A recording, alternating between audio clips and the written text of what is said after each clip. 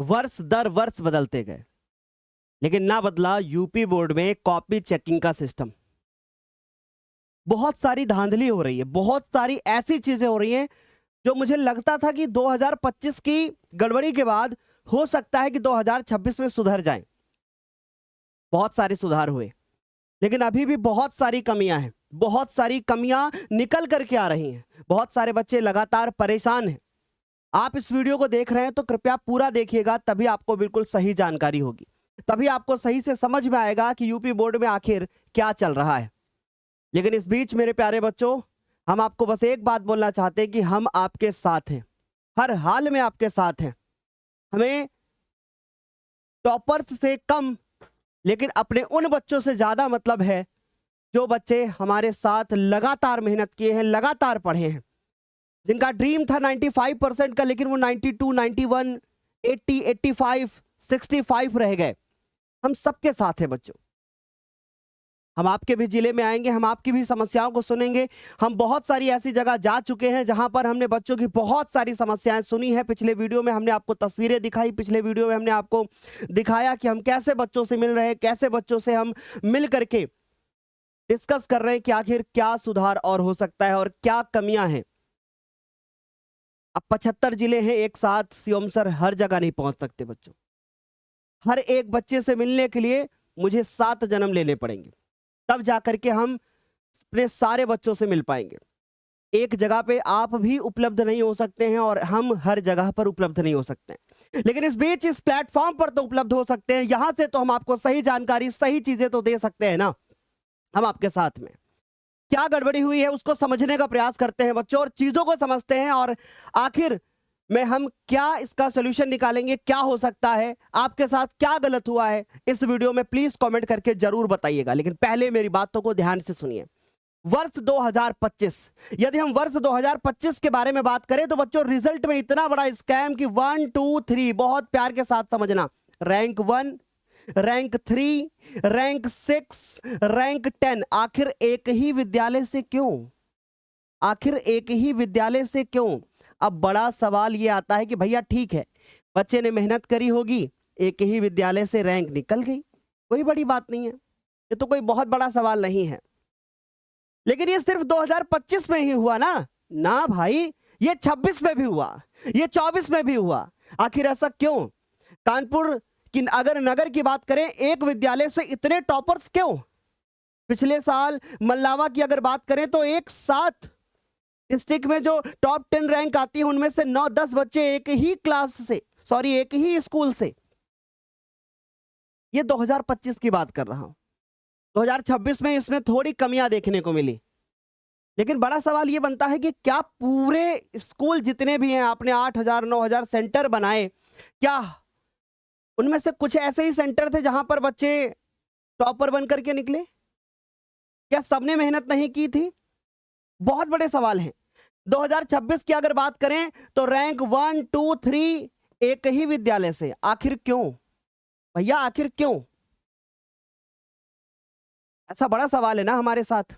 हम ये नहीं कह रहे कि इन बच्चों ने मेहनत नहीं की होगी, हम उनकी मेहनत की सराहना करते हैं, उन्होंने बहुत मेहनत की है। मैं सभी बच्चों के प्रति रिस्पेक्ट यहां पे दिखा रहा हूं कि हर बच्चा मेहनत कर रहा है। इन बच्चों ने मेहनत की है, हम ऐसा नहीं कह रहे कि इन बच्चों ने मेहनत नहीं की है। आपने भी मेहनत की है ना, इन बच्चों ने भी मेहनत की है। लेकिन बड़ा सवाल तो यही उठता है कि आखिर ये सब एक ही विद्यालय से क्यों हो रहा है, ये सब एक ही जगह से क्यों हो रहा है? आगे सुनिए जरा ध्यान से। सबसे बड़ा स्कैम तो यहां पर हुआ, सबसे बड़ा स्कैम तो यहां पर हुआ। एक एक विद्यालय के आधे से ज्यादा बच्चों के अगर बात करें तो भैया 82 मार्क्स हैं।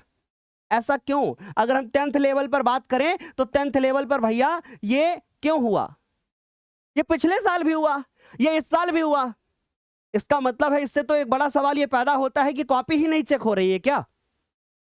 या फिर टीचर्स जाते हैं, टीचर्स में अनुभव कम है, वो कॉपी ज्यादा चेक करने के चक्कर में एवरेज मार्किंग कर रहे हैं। क्या आप सीबीएसई जैसा सिस्टम नहीं उठा सकते क्या कि एक एक कॉपी को 2-2 3-3 बार चेक किया जाए? बच्चा मेहनत करता है, साल भर मेहनत करता है, वो इसलिए मेहनत करता है ताकि हम अच्छे मार्क्स ला पाए, अपने माँ बाप के सामने खड़े हो सके, अपने माँ बाप के लिए सम्मान प्राप्त कर सके। इसलिए नहीं कि हम सबसे पीछे हो जाएं। भाई 82 का स्कैम चला क्लास 10th में, 75 का स्कैम चला क्लास 12th में। ये क्यों भाई? आखिर हमने पिछले साल भी इसके ऊपर आवाज उठाई। मुझे लगा ठीक है भैया, मुझे इस साल नहीं बोलना चाहिए, मैं नहीं बोला। क्यों? क्योंकि मैं नहीं चाहता था कि मेरे बच्चे डिमोटिवेट हों। मैं ये नहीं चाहता था कि वो अपनी मेहनत को व्यर्थ जाने दें। लेकिन बच्चों, यहां हाथ जोड़ के एक छोटी सी रिक्वेस्ट कर रहा हूं, मेरी बातों को सुनिएगा जरूर, समझिएगा जरूर, सच से वाकिफ जरूर होइएगा, लेकिन इससे हताश मत होइएगा, इससे परेशान मत होइएगा। क्योंकि याद रखिएगा, जो मेहनत होती है, जो संघर्ष होता है, वो एक ना एक दिन जरूर काम आता है। आपने जो मेहनत की, आपने जो मेहनत की है, जो आपने संघर्ष झेले हैं, या जो आपने नॉलेज गेन की है, वो आपके काम आएगी। आज नहीं तो कल काम आएगी ना।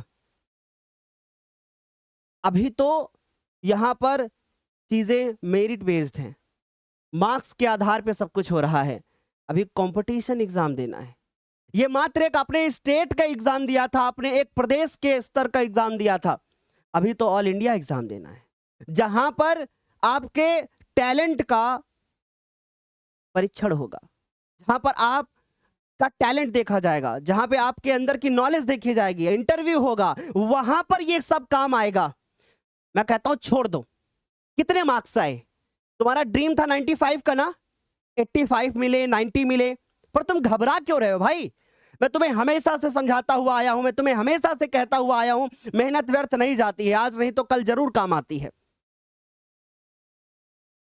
जब आपको किसी एग्जाम में बैठना होगा जहां पर ये सारी चीजें होंगी, वहां ये सारी मेहनत काम आएगी। और मैं फिर कहता हूं, क्लास 10th में अगर आपके मार्क्स कम आए तो क्या हुआ? मेहनत करना तो सीखा ना, मेहनत तो किया ना। हम आपके साथ हैं, मुस्कुराइए, अभी टेंशन मत लीजिए। लेकिन ये सच से वाकिफ जरूर हो जाइए, क्योंकि जरूरी है ये सच जानना, ताकि आपके अंदर हताश ना हो, आपके अंदर हताशा ना हो कि भाई मैंने मेहनत शायद कम कर दी। तुमने मेहनत नहीं कम की, तुमने अपना 100% दिया, लेकिन मार्क्स कम आए। और मार्क्स जीवन नहीं निर्धारित करेंगे, बहुत सारी और कमियां निकली। सबसे बड़ा सवाल तो यही निकल कर के आया है कि भैया क्या सच में कॉपी चेक भी हुई या नहीं? क्या सच में कॉपी चेक हुई भी या नहीं? ऐसे ही नहीं, बहुत सारे और सवाल हैं। सबसे बड़ा सवाल यह है, प्लीज जो लड़कियां इस वीडियो को देख रही हैं, बुरा मत मानिएगा, यूपी में टॉप 10 के अंदर 115 बच्चे हैं। 115 बच्चों ने टॉप 10 में जगह बनाई है। रैंक 8 में बहुत सारे बच्चे हैं, रैंक 9 में बहुत सारे बच्चे हैं, रैंक 1 में 2 बच्चे हैं, रैंक 3 में बहुत सारे बच्चे हैं, रैंक 4 में वो बहुत सारे बच्चे हैं। लेकिन ये सारे जितने बच्चे हैं, अगर पूरे हम सारे बच्चों में से 115 बच्चों को हटा दें, तो बाकी जितने बच्चे भी यहां पे मौजूद हैं, हम सभी आपके साथ हैं, पूरी ज्ञानोदय टीम आपके साथ है। उन्हें 115 के साथ भी थे और 115 के साथ भी हैं, लेकिन मैं कहता हूं मैं हर बच्चे के साथ हूं। लेकिन सबसे बड़ा सवाल यहां पर यह उठता है कि आखिर जब एक लड़की अपने घर से 10, 15, 20 किलोमीटर दूर साइकिल से पढ़ने जा सकती है, तो क्या वह 10-15 किलोमीटर दूर चल करके अपने विद्यालय या किसी दूसरे विद्यालय में जाकर के एग्जाम नहीं दे सकती? वाई? लड़कियों के साथ भेदभाव, लड़कों के साथ भेदभाव क्यों? बहुत सारी लड़कियों का सेल्फ सेंटर क्यों? टॉप 10 में जगह बनाने वाली लड़कियों की संख्या क्यों? मेरी प्यारी बच्चियों, आप बुरा मत मानना, आप बुरा मत मानना। मैं इसलिए ये बात बोल रहा हूं ताकि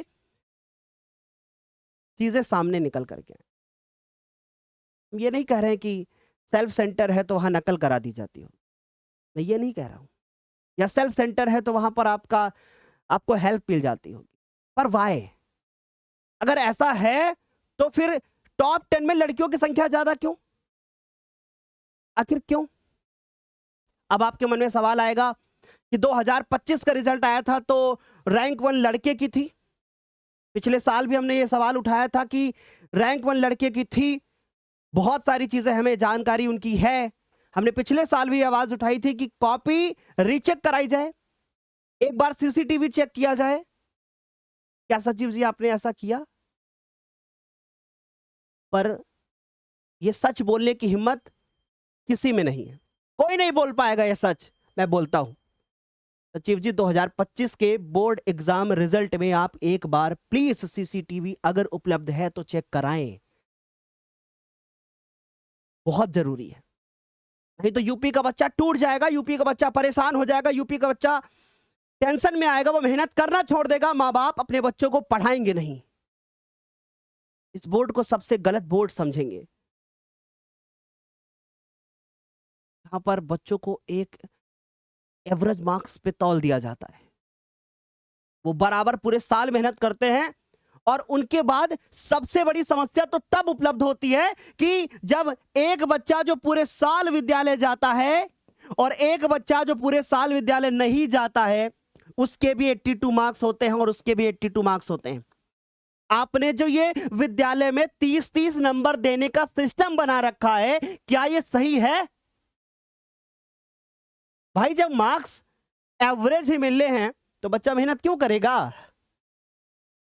ये 10th क्लास का बच्चा इस बात को नहीं समझता है कि नॉलेज जरूरी होती है। उसे बहुत कम बच्चों को इस बात का आभास होता है कि हमारे लिए नॉलेज जरूरी होते हैं। क्लास 10th का बच्चा, क्लास 12th का बच्चा सिर्फ मेहनत करता है तो वो सिर्फ मार्क्स के लिए करता है। इस बात को आप समझने का प्रयास करें। उन्हें एवरेज मार्क्स दे दिए जाते हैं। मैं मानता हूं मार्क्स जीवन नहीं निर्धारित करते, लेकिन फिर भी ये बड़ा सवाल तो है ना कि वाई भैया ये 82 का सिस्टम क्या है, 75 का सिस्टम क्या है?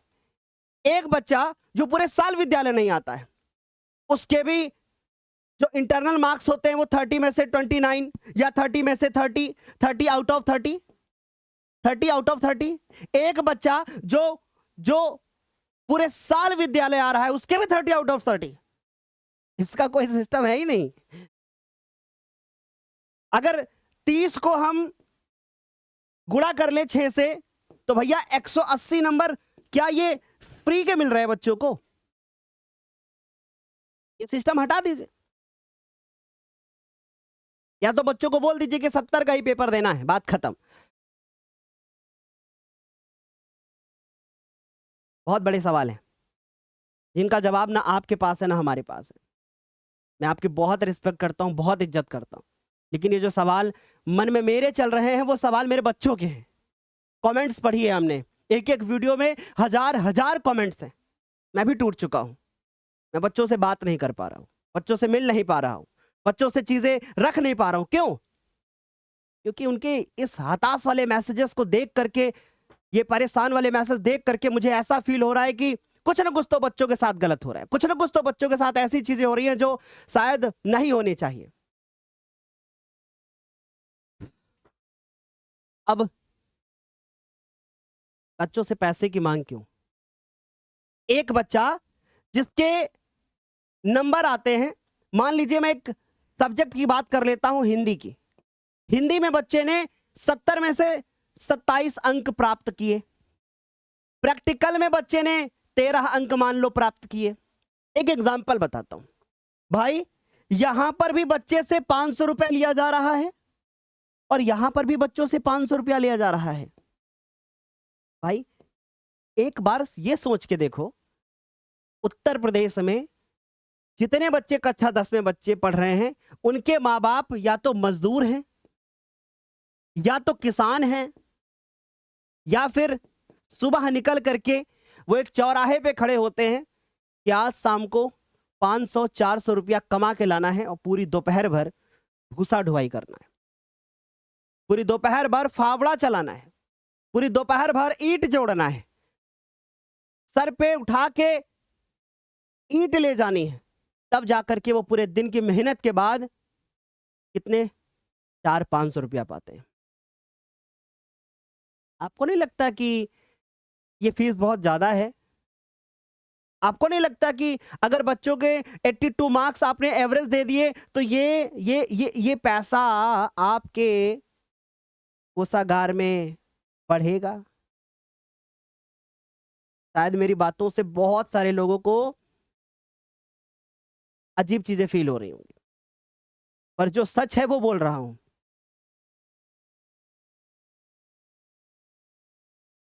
मेरे बच्चों, ये स्कैम सिर्फ यूपी बोर्ड में ही नहीं चल रहा। अब बड़ी बात बहुत ध्यान से सुनिए, ज्ञानोदय के साथ भी बहुत बड़ा स्कैम हो, तुम्हें पता है, बहुत बड़ा स्कैम हो रहा है। बच्चे आते हैं, ज्ञानोदय पे इंटरव्यू देते हैं, हम जुलाई से पढ़े थे मैम आपके साथ, ऐसा कहते हैं, और फिर जा करके किसी दूसरी संस्था में इंटरव्यू देते। ये भी तो एक स्कैम ही है मेरे साथ, है ना स्कैम। रैंक 4 की बात करते हैं, बच्चे ने हंसी खुशी से कहा कि मैं ज्ञानोदय से पढ़ता था। रैंक 2, हमने वीडियो शेयर किया, हमारे पास हर चीज़ का प्रूफ। हम पिछले 2 सालों से लगातार इस चीज़ को झेलते हुए आ रहे हैं बच्चों, लेकिन मैं हमेशा से शांत रहा।